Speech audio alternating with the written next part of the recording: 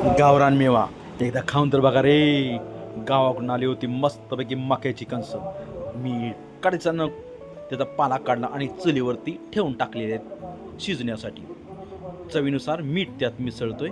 एकदम छान लागतं ते मीठ जर पाण्यात विरघळलं आणि ते कणस शिजवल्यानंतर प्रॉपर त्याच्यातला रस्सा जो आहे तो एकदम हा हा हा टेस्टी लागतो.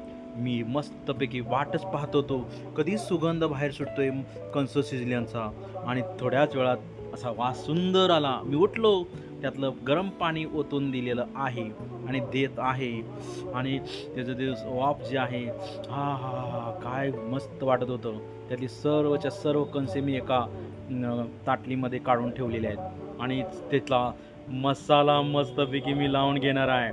लिंबू मीठ त्यात मिसळून त्याला लावून मी त्याला खाणार आहे. काय मस्त लागतं गावाकडची कणसं. चला तर